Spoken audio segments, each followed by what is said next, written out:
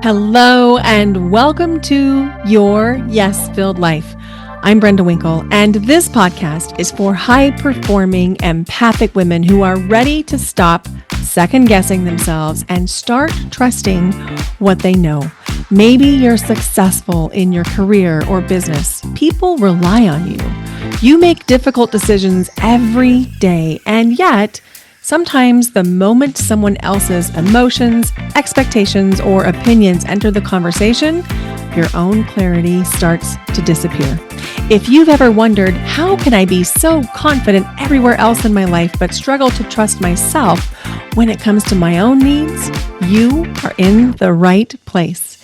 Each week, we'll explore self-trust, nervous system regulation, emotional energy, boundaries, intuition, and the everyday moments where your life changes, not because you've become someone new, but because you learn to stay connected to yourself. I'll share client stories, my own experiences, practical tools, and honest conversations to help you stop abandoning yourself and start creating a life that's truly your own.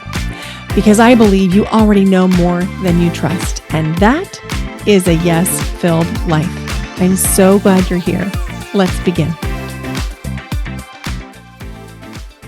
Hello, and welcome to Your Yes-Filled Life. I'm your host, Brenda Winkle. Today on the podcast, we're going to be talking about some of the lessons that I have been learning on the dance floor in my bachata and salsa and other Latin dance classes. And this is related to you because it's related to your ability to notice your own intuition communicating with you. Because here's what I'm coming to understand. The reason that you think you don't have the intuitive access that you want sometimes, or maybe you do, but even if you do have the intuitive access that you want, what I'm going to share with you in this episode is going to give you even more intuitive access. And here's how. It's because if you're holding your frame, you're more able to respond to what's being communicated through your intuition. So here's what I mean. Anytime that you're dancing a partner dance, whether it's dance classes like I take in the Latin genre, salsa, bachata, casino rueda, cumbia, or you're doing something like country swing or nightclub two-step or even West Coast swing, if you're doing some kind of a partner dance, you're expected to hold a frame. And what the frame is, remember the movie Dirty Dancing when there was this scene between Jennifer Grey and Patrick Swayze, and she was kind of mocking him, and she was pointing to the U shape that was between her arms and her torso and his shape. And if you're watching on YouTube, you'll see what I'm talking about. This is the frame. And so there's this thing that happens where you pull your shoulders back and down, and you pull your lats down, those muscles that control your shoulder blades, and then you extend your arms. But even as you extend your arms have a little bit of tension in them. Not like gripping tension, but there's a little bit of tension there. And in that tension, it gives you the ability to feel when anything is changing as a follow. And I dance the follow part. There's a lead part, which is traditionally and what not always danced by a man. And then there's the follow part, which is traditionally, but not always danced by a woman. And if the lead is giving me certain cues, if I don't have a solid frame, I can't feel them. Meaning I could be dancing with the best leader in the world and I still won't get the moves right because I don't feel them. I don't feel the cues. They might be really subtle cues. They might be like there's a circle in the palm of my hand to turn a specific direction. It might be that there's a cue that we're going to be backing up. And if I have spaghetti arms, I'm not going to feel that pressure change as my lead comes into my hand. Or maybe a direction change, or maybe I won't feel what's called a J prep, which is where the lead makes a letter J with his hands or her hands, but most typically his hands, to signify I'm going to do a turn toward that direction. If we don't hold frame, we don't know those things are happening. And the more dancing that I do, I'm almost 4 years into this dance obsession, this current one. I mean, I've been dancing my whole life, off and on in different ways. I took ballet when I was little, and then I moved into, I think it was like contemporary dance, is what they called it. I even took tap lessons for a little bit. And then in high school, I didn't take dance lessons, but I did swing choir and we danced in swing choir. So I danced all the way through high school. And then into college, I didn't do any professional dancing. I didn't do any type of dance classes, but I got married really young to a bass player. And so then I would go along to the gigs and I would dance at the gigs because if I was the only partner that went to the thing, then what's there to do for me besides sit at a table by myself? That's not fun. And so I would dance. And so I learned country swing and I learned a lot of other things that I don't even know what they're called, but they danced in the bars all throughout Nebraska and Wyoming, just socially. And then I kind of took a long break after my daughter was born, not because I wanted to, but just life got really, really hard at that time. And it had nothing to do with my daughter being born. It had everything to do with the support I was not receiving inside my marriage and also the abuse that was happening. And that's a story for another episode. But I just stopped dancing. And then when I was 35 and went through a divorce, I started my embodiment journey first with yoga. And then I was at a pretty good obsession with my yoga classes. I stopped going to happy hours and started going to yoga classes. In fact, my friend Cynthia and I decided that we weren't going to go to happy hours anymore. We were going to be, these were our words, we were going to be yoga whores. And we were going to go from studio to studio to studio. The same time other people went to happy hour, we were going to go to yoga. And we started at this studio, Yoga Tree of Boise. And the funny part is, we never left. We started there and we stayed there. And eventually, Cynthia went off and did different things. And I stayed at Yoga Tree of Boise until my schedule didn't allow it. But as we were at Yoga Tree of Boise, my friend Kathy, who I talk a lot about here on the podcast, and I were going to classes together. And then one year there was this thing called Yoga Fort. If you're familiar with Boise, you know about Tree Fort Music Festival. Well, Yoga Fort was part of Tree Fort, and it was like 3 full days of all different kinds of yoga. And it was right up my alley. I decided I was going to do everything because I tend to be a little bit all or nothing. And that's one of my quirks, one of my gifts, slash liabilities is that I can be all or nothing. And I was all into this yoga fort. And one of the things that was there at the end of one day of yoga was ecstatic dance. And it was the first time that I had really danced since all those times I was just country dancing with the band.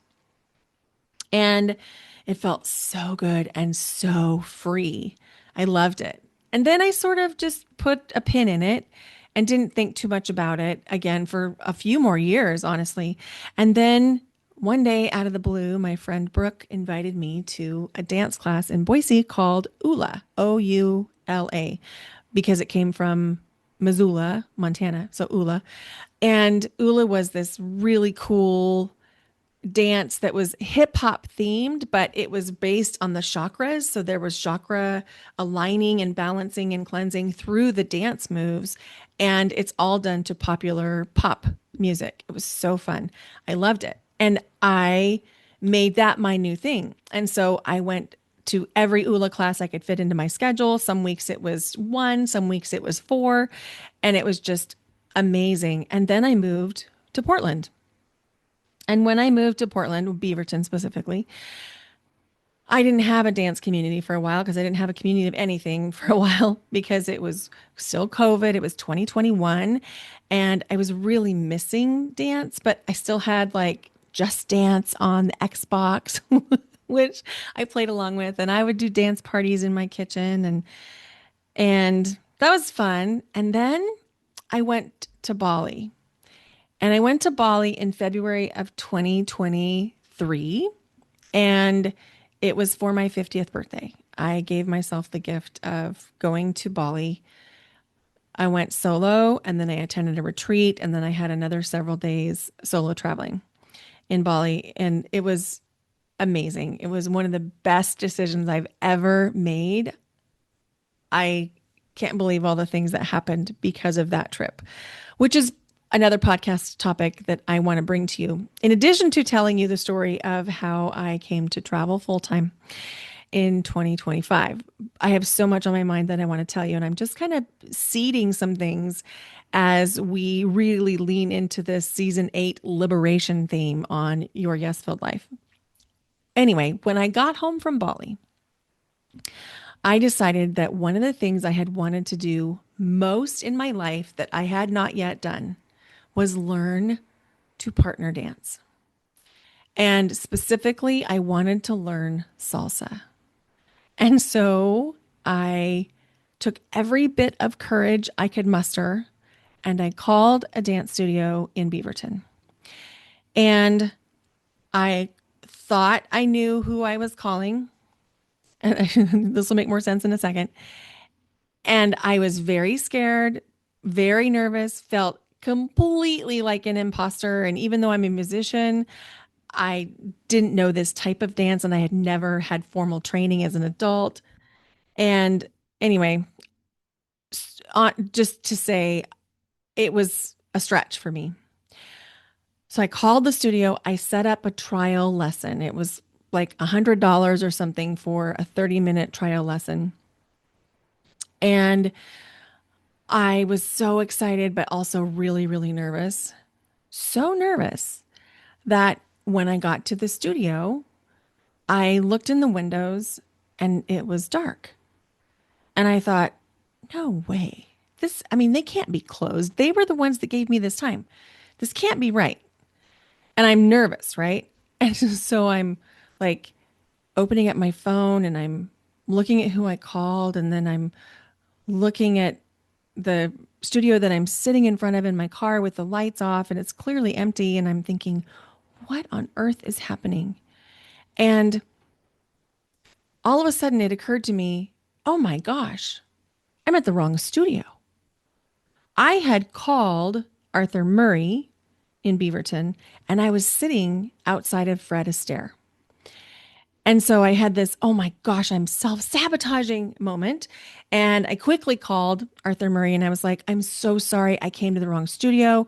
I couldn't believe you were this close to my house. I didn't really look at the address. I just made a mistake and I'm 17 minutes away. And it happened to be the owner of the studio. And she said, well, we have a pretty tight schedule, so we'll need to reschedule you. We can't fit you in today because you'll be too late, but maybe you could come in tomorrow. And I was like, oh my gosh, if I don't go to this, I'm never going to go because I'm going to get scared again. And then I'm going to talk myself out of it. And so I accepted the next dance lesson, knowing that they were really extending grace to me because I essentially no-showed because I was so freaked out. Well, the second day came and they told me I got even more nervous on that phone call. And I was like, what do I wear? What shoes do I wear? I don't have dance shoes. And she said, just wear some flat shoes that, don't have any rubber on the bottom that are smooth. So I wore a pair of flats, like a Franco Sarda flats. And I went to my first dance lesson and I was hooked instantly. I had no idea what I was doing. I had no idea what it was like to put my hand on the shoulder of a partner and then hold my other hand in the shoulder or in my hand of a partner. I was completely out of my depth. And I was so grateful that my partner, my teacher, was a young man named Dior and young enough that there was no mistaking that there wouldn't be a romantic connection because I betcha he's in the same generation as my daughter. I think he's probably early 20s. And anyway, he was a wonderful teacher. And I fell in love with salsa and bachata. And I danced there for almost 2 years. and I absolutely loved it. And then I went traveling full time. And when I got back traveling full time, I still had this yearning like, I'm not done learning everything I have to learn from dance. But I remembered that when I was dancing at Arthur Murray, everybody talked about this other studio. And so I just went to one of their socials and I checked it out. And it took me several months to get back enough that I trusted the studio and the teachers and so forth. And that's the studio that I joined in May as like an unlimited membership, which means I can go to dance all the time, anytime, which is exactly what I've done. And so I've gone from, dancing socially 2 to 3 nights a month to dancing 4 to 6 nights a week. And it's so much fun. And so the lessons are coming really fast. And I don't mean the dance lessons. I mean the lessons about what I'm learning about energy, about my ability to trust, about my ability to allow myself to be held, about my ability to hold my frame. And as I've gotten better and stronger at holding my frame, there is something absolutely incredible that has begun to happen, specifically inside salsa and bachata, because I'm not taking the other ballroom styles right now at all. It's only Latin. And so I have good frame because of my years of private lessons. And the good frame means I have, an open chest, a lifted chest, and I have some tension in my arms to be able to feel the lead. And there were two lessons that happened last week, and I'm not talking about on the dance floor. They were outside of the dance floor that happened. And one of them was on a specific dance class that I had gone to. It was a salsa class, a salsa bachata combo. And there was this move that we were doing that had the lead facing away from us. So we were at the back of our lead, and the lead would take our right hand over his left shoulder, our left hand over his right shoulder, and then there was some spinning to get situated again so that the hands were on the right sides and we were facing each other. And as we were doing this move, the other teacher, there's two teachers in each class. There's one that highlights the leads part and one that highlights the follow part. And the follow teacher was saying, "Oh, I see what's happening here, follows. Your arms are so tense that you're kind of punching your lead. No wonder they can't get this move because you're so tight. You're holding on so tightly they can't flip the hands over their head." And I was really struck by it because there's a balance between holding tension so that you can feel what's happening and being tense. There's a really fine line here. And if you're tense, you're not allowing any movement to happen. And even if the lead is doing an excellent job leading you, if there's not some flow happening, you can't move. So here's the trick. I went home from that dance class and I was trying to get in the energy of being a follow. I mean, really get in the energy of holding my frame and being a follow. And two different times, I turned off on roads, I don't know, on my way home from dance class that I go to 4 to 6 times a week. And I was stunned. And it felt so like natural, so much like I was just being guided. And I had the awareness from my spirit guides, this is what it's supposed to feel like. When you're guided, you're just open, you're just flowing, and you can just move in the way that you're being guided. You still have free choice. You can still stylize it. You can still move in ways that feel good, but you also can hold enough frame that you can be led without being tense, which leads me to the second thing. So the next day I went back to dance class again, and I was talking to one of the partners who was in that more advanced class with me. And I was saying, hey, I'm working on my arms. I know that I have good frame, but I'm concerned that I have too much tension in my arms for that specific move. And it just makes me curious how it's impacting other things that I'm doing. And he's like, okay, I have something I want to try. This is what one of the other teachers told me. He's like, lock down your lats. And so I did. And then we just did a quick spin. And I was like, oh my gosh, I have been trying to hold my entire frame from my arms and from my shoulders, not using my actual frame, which is to say, if you're not receiving the right support, even if you're holding your frame, it feels like efforting. And that's what causes the extra tension. You have to have the right support.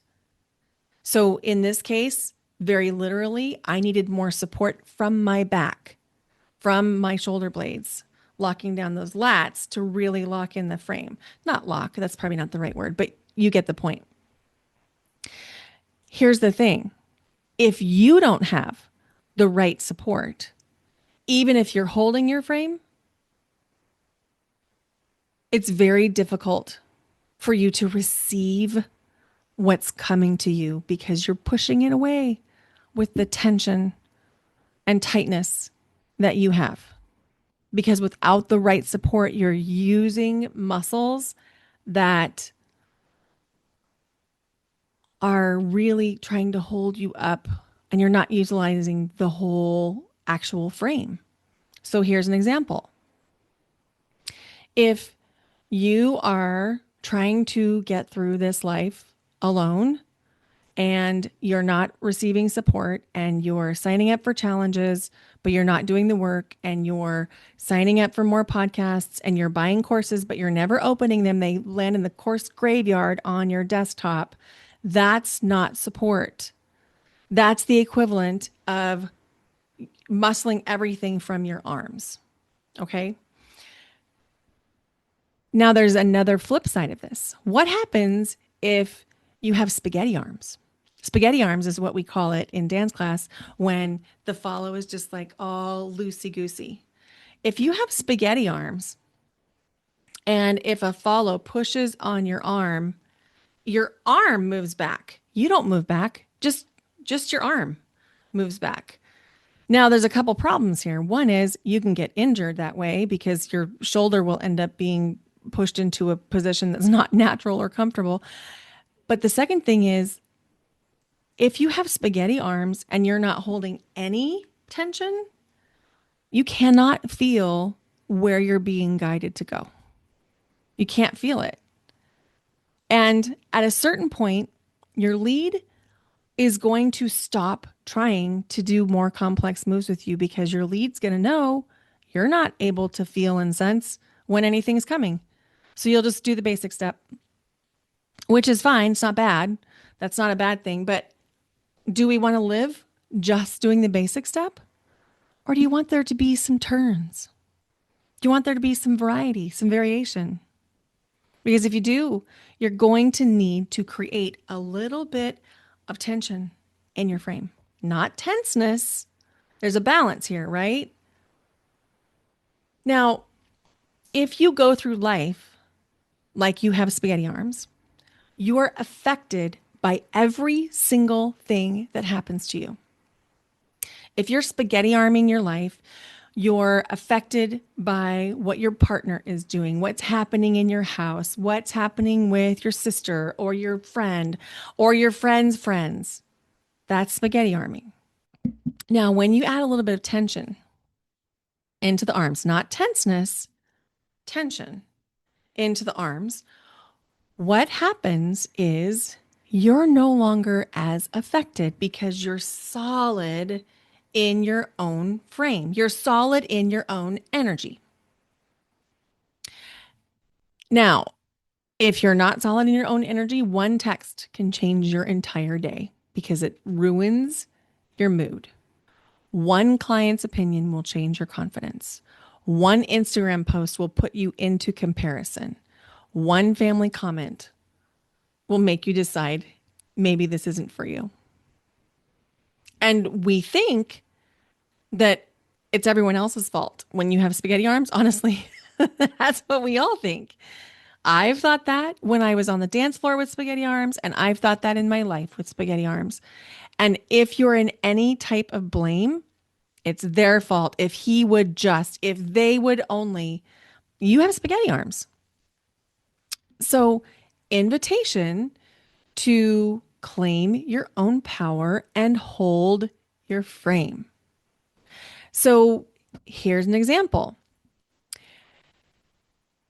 The other day, I was dancing on the dance floor with one of the more advanced dancers. He's in another level advanced beyond me, at least, maybe more. And I thought that the song was ending. And I thought we were done dancing.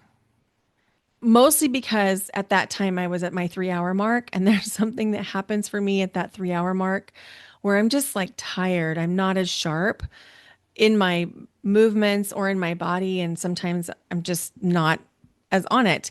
And I sort of felt like, okay, I think I need to go home. But my partner wasn't done dancing. And because I let go of my frame, I didn't know it because I let go of my frame. And so there was something that happened, and I felt him beginning to take my arm up. And as soon as I felt it, I was like, oh, we're not done. I reconnected my frame. And then he felt that and he thought he hurt me. And he was like, "Oh my gosh, are you okay? Is your shoulder okay?" And I was like, "Yeah, I'm totally fine." I lost frame for a second because I thought we were done anyway. And then I retightened and he's like, "Yeah, we got to protect your shoulder. You got to hold that frame." And I was like, "Yes, I know," because I let go of the frame. Now, ways that this can happen in our actual life are when example, this is real life story from this week. You know, the blind, have I talked to you about the blind? Because I know I've shared it inside Power and inside the Empowered Empath Collective, but I broke my blind inside my bedroom. Now, I have a third floor bedroom, so it's not the end of the world, but it's also not great to not have a blind on your window. And as luck would have it, I happen to have some really beautiful curtains that are kind of sheer to be able to cover the window enough. And then I was just changing in the bathroom, and then I would use an eye mask to sleep, and it worked out okay. Well, in the meantime, when my first blind broke, my landlord, I'm a very happy renter at this point, my landlord was getting new Levlor blinds built and custom cut for the window. And it took a very long time, like a month. So I was delighted when I got these brand new blinds. They're like the cellular blinds that can go up or down. And I was I woke up that morning and there was a huge thunderstorm, which is very unusual for Portland.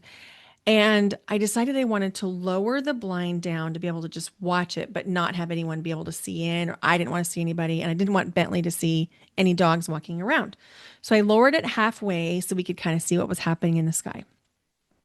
Got ready, got ready to raise the blind all the way up, got the blind closed, and then I was literally shocked when the whole blind came down, hit me in the chin, and I caught it in my arms. Like the whole blind just landed in my arm. Like, a 4 foot, maybe 5 foot blind.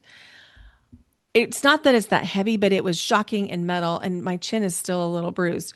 You can probably see it. Anyway, if I had spaghetti arms, that would have ruined my day. It might have ruined my whole week. But I don't have spaghetti arms in my life because I have a very solid practice. I do what I teach. So I use my daily checklist. I have the power framework operating in the background of my life every day. And I've been doing it long enough that it's just part of what I do. So I had all the supports in place so that when it happened and the blind hit my face and fell off the wall, I was just like, ow, okay, what am I supposed to learn from this? And boom, the lesson came fast. And the lesson was I was thinking literally the day before about making some changes in my living situation. And I have a natural wanderlust. And I was just thinking about where would I like to go What did I want my life to be like? And then I thought, and I couldn't believe I thought this, but I actually thought this, but I really like this new blind in my window. I really like it. Like I've never had a blind that goes up and down. This is very cool. Maybe I should just stay here long enough to, really feel like what it's like to live with a blind that goes up and down. I know, I know, I know. That's ridiculous, but that's literally what I was thinking about.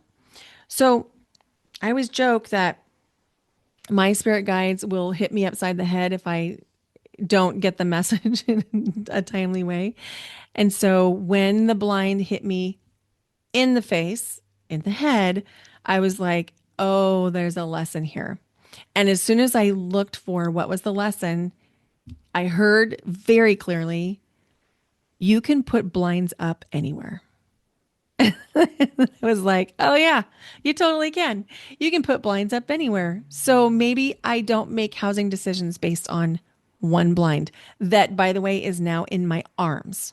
So back to the part that would have given me spaghetti arms. If I would not have had a solid framework in place, I could have stayed stuck in, I can't believe this new blind fell off. These people didn't install it correctly. How could they? What does this mean? Now they should owe me.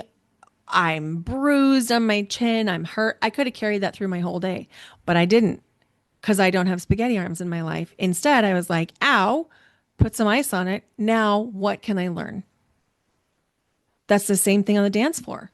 Hold your frame and then figure out where you're being guided. Okay. So, here's the other thing that I really want to make sure we talk about inside this episode where we're talking about the things that we're learning in the dance floor. And this is really, really important. There's a certain phase that we go through in our development when we become aware of energy, most of us. And if you're listening to this podcast, probably you're somewhere on that continuum where you are either energy curious or you're an energy worker or you have energy work done or you are a breath work facilitator or you use your own breath work or you're Reiki certified or you get Reiki or you're a card reader, something that leads you to these energetic, intuitive, spiritual spaces. The phase of development that I see people get stuck in, and boy, they can stay stuck for a long time. I know I did, is this healing phase of I'm just not healed enough yet. And it looks a lot of different ways. It can look like I need more certifications, I need more practice, I need to also solve this issue and this issue and this issue and this issue. Like we're going to solve hunger, we're going to solve the immigrant problem from the lens of let's get rid of ICE.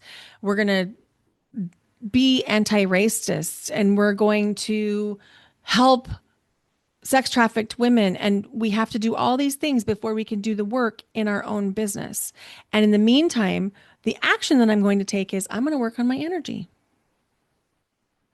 Okay, well, you need to work on your energy. Energy is everything. But here's the problem: you can work on your energy all day, every day. And if you don't take action, nothing will actually change in the physical world. You are here as a human being. You're a human being and you're not a spiritual being. You're a spiritual being in a human body. Does that make sense? So, what I mean by that is if you think that you can sit on your meditation pillow and have everything arrive at your front door, you're not correct.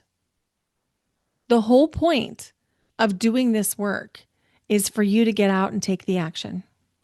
As you're meditating, you're getting ideas. As you're working on your energy, you're getting these intuitive nudges on, oh, I should call this person. Oh, I should send this email. Oh, I should create this post. Oh, I should gather these people. If you don't do those things, I don't care how good your energy is, nothing's going to work. Nothing will change for you if it's energy alone. I heard it once said, God feeds the birds, but he doesn't throw it in the nest. So if you're in the phase of energy work and healing journey where you think it's just energy and you're not actually doing any of the work, the action, you're doing the things, it will not happen for you. And the same thing is true on the dance floor. If I don't learn my basic steps, if I don't learn my footwork, if I don't know what a right turn means, if I don't know what a broken left turn means, I won't be able to do those things. And it won't matter how good my lead is. I still won't be able to follow. Even if I know and I have the right energy, like I come to the dance floor with all the right energy, if I don't take the action to learn the steps, to learn the footwork, it won't matter. So, where in your life are you wanting it to arrive at your front door? Gosh, that'd be nice. I would really like that.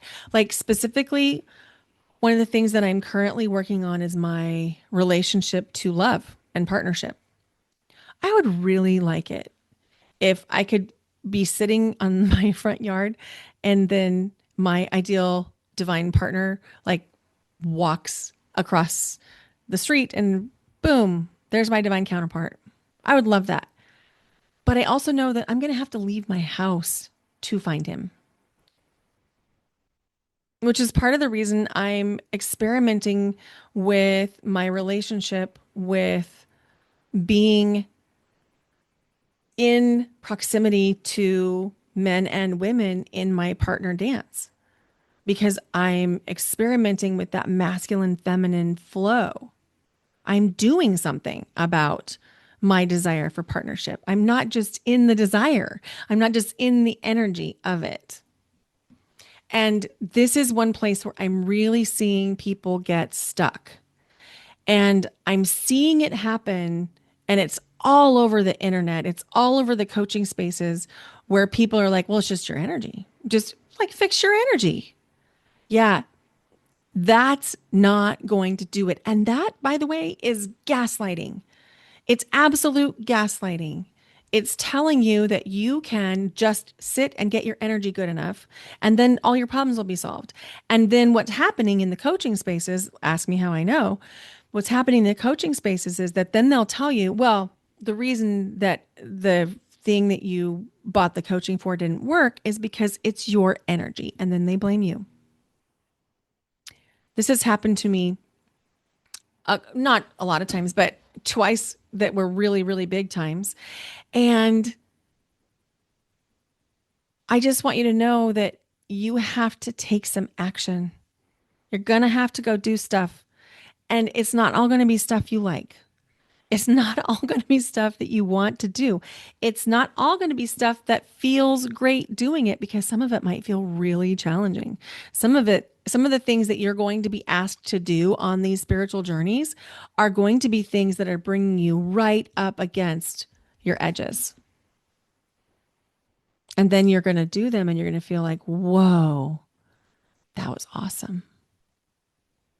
But you got to get out there and you got to do it. So, where in your life are you waiting for something to arrive instead of allowing yourself to take the next step? It doesn't have to be every step on the same day. We're not talking about hustling here. Definitely not telling you to do that. That's not at all what I'm saying, but I am saying you're going to have to put in some work. You're going to have to take some action. And you're not going to be able to wait till you have it perfect. And you're not going to be able to wait till you're healed enough. That is the spiritual equivalent of, I'll be worthy of love when I lose 20 pounds. That's bullshit. You're worthy of love right now. The same way you're worthy of whatever desire you have on your heart right now. Nothing needs to change. So, invitation to think about where in your life can you take one imperfect action. Just one imperfect action. The first time I went to a dance class, I went to the wrong studio. and it still worked out? Where can you take one imperfect action? Are you going to get it right every time? No, neither am I. You might not even get it right half the time, but you know what? Over time, you will because you'll practice. That's a huge part of the reason why the Power program is designed to be a year-long program where you come in through many cohorts and you have a chance to practice. We need to practice these skills the same way we would drill footwork in dance class because it's only through that repetition that we create a muscle memory of, oh, this is how I do it. Oh, this is how I do it. Oh, this is how I do it. And then the next thing you know, you're not really thinking about it, you're just doing it. Holding your frame in your life is not about being rigid. It's not about being controlling or inflexible or tense, but it is about rooting into the energy of you. How can you root more deeply into the energy of you so that you can respond to the intuitive nudges that are coming through, to the guidance that's coming through, and then you get to choose, as any follow on the dance floor will tell you, you get to choose whether or not you're going to do the move. You still get to choose. You don't have to do anything. So, as you root more deeply into who you are, you'll find yourself more able to weather when somebody disagrees. You'll be fine. When life changes, you'll be fine. When you're able to show up more fully, you'll be fine. When you're more visible, you'll be fine because you're rinsing and repeating, staying connected to you, holding your frame. And as you hold your frame, you're going to find yourself more able to receive guidance, abundance in all forms, and feedback. It's really, really magical. And I've really been leaning into my own capacity to receive abundance over the past 4 years, really. And I'm learning where I have resistance to abundance and where I have openness and receptivity to abundance. And so I've been really studying my own flows. And I've been observing clients too, because abundance, we think about abundance oftentimes as money or wealth or prosperity. And of course that is, but abundance is also an abundance of health, an abundance of connection, an abundance of love, an abundance of feeling peace, of fulfillment, of fun, of joy. Abundance in all the forms. Think about an abundance of leaves on the trees or abundance of petals on the flowers. Abundance is every place around us. But if we're not holding our frame, it's hard for us to see. And if it's hard for us to see all the abundance around us, sometimes we can get into negative thought loops where we're not able to see the abundance around us, which actually blocks other forms of abundance from coming in. And that's why I created the Lionsgate Portal Activate Your Abundance event, because I want to create this space where we can really learn to hold our own frame, where we can stay in that energetic sovereignty of ourselves to be able to get the next step guidance. This is going to be a space for you to reconnect with yourself, to ground your energy, regulate your nervous system, and listen for those quiet nudges. You'll learn how to more deeply hold your own frame without being rigid or trying to control outcomes so that you can intentionally open yourself to what's ready to emerge for your life next. And then just a few days later, we're going to have the new moon and the eclipse on August 12th. So if that calls to you, invitation to come join me on the 8th and really set the stage for you to be able to do whatever is next for you moving into that eclipse window, because there's two eclipses in the fall, and that eclipse window is beautiful, beautiful transformation possible. We don't necessarily recommend that you manifest in eclipses because the energy can be chaotic, but that's another story. So if you're interested, I'm going to put the link in the show notes. Come join us. It's $88 per person, and we'll be live for about 2 hours on Saturday, August 8th. And if you're navigating a really significant season, whether that's a big decision, a leadership transition, a life change, a relationship, a business pivot, or your business is changing and evolving and you want to dive into some of the energetics around it, or you're just longing to trust yourself more deeply, private coaching might be a good next step for you.